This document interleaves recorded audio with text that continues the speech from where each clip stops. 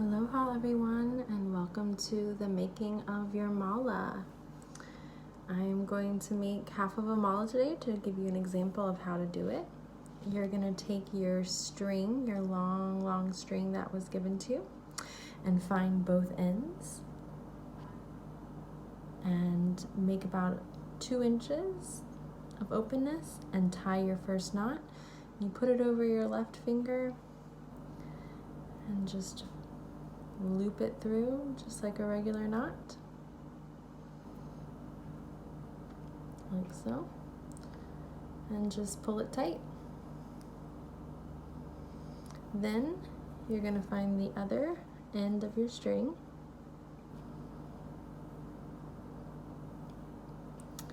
and you're going to find the loop, and in your bag you were given a needle. And you're going to use that needle, find the hook, and hook it through, just like so. And you're welcome to bead 3 beads, you're welcome to bead 4, or 10, or all of them at once. And I'll bead a couple on here for you.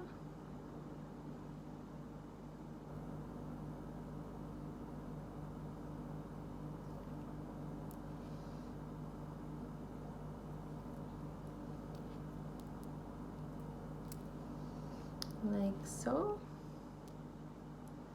Once you have a couple on, you're going to push it all the way down to the very end where you made your first knot.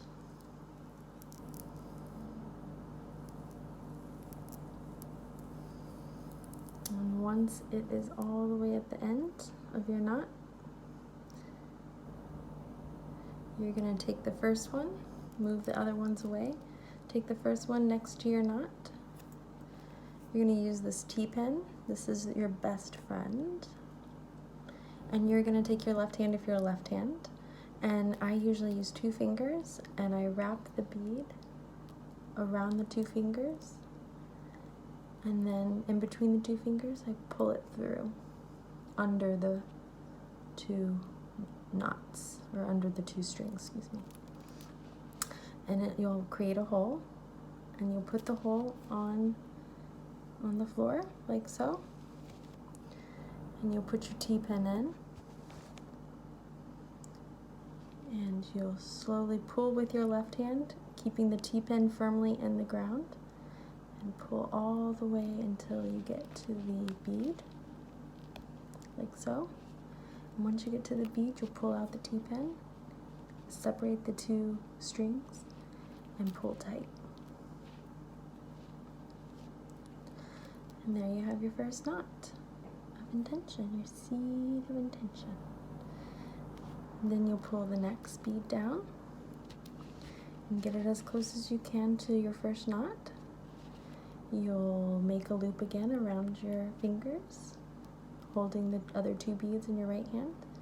Loop it around and bring the knots under and through, keeping a nice loop hole, bringing it down, and pulling both strings, making sure they're even. Pull it all the way, taking your pen out, pulling the strings together. You have your second seed. You'll do this with all of your beads.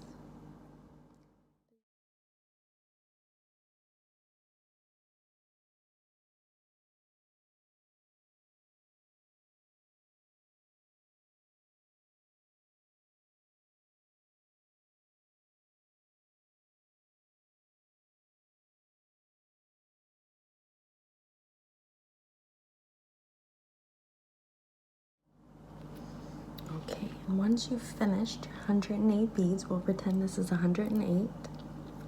You'll leave about 2 inches of room at the very end of your string and clip it. And you'll take your guru bead, your one big guru bead. You'll take your threader and you'll put that 2 inches of thread on one end, and you'll thread the guru bead on those 2 strings and bring those through. And sometimes you might have to do one at a time, but that's okay. You'll get them all in there. And then you'll thread the other end also into the guru bead.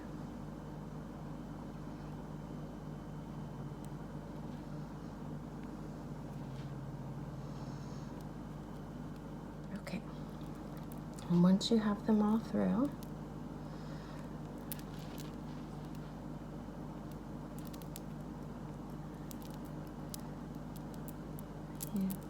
that should keep them together, and you're welcome to tie a knot right there with the guru bead. And then you'll take your string that you were given,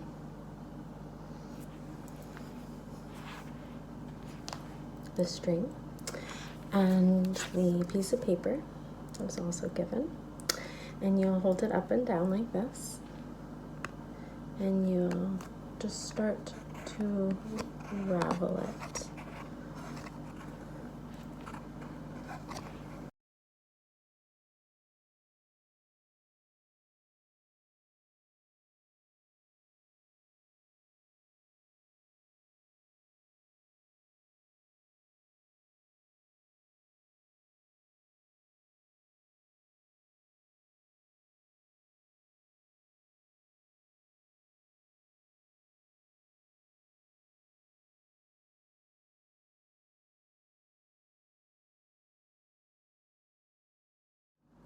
About, you know, a good 6 to 8 inches.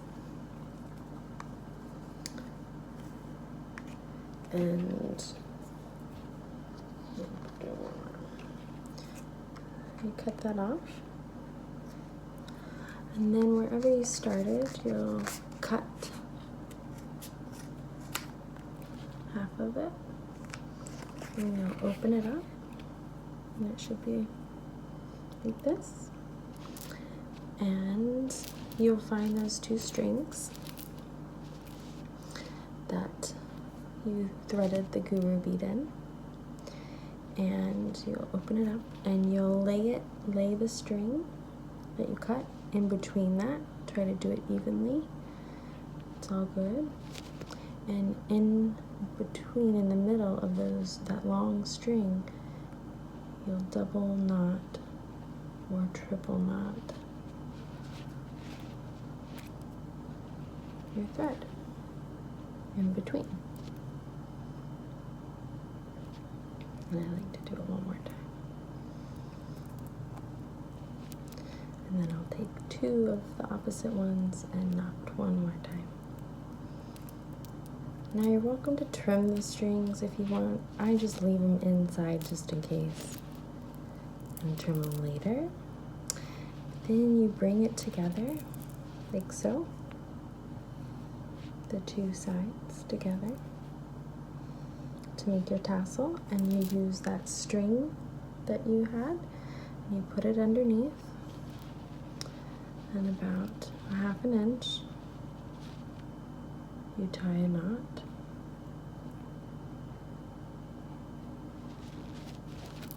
Like so.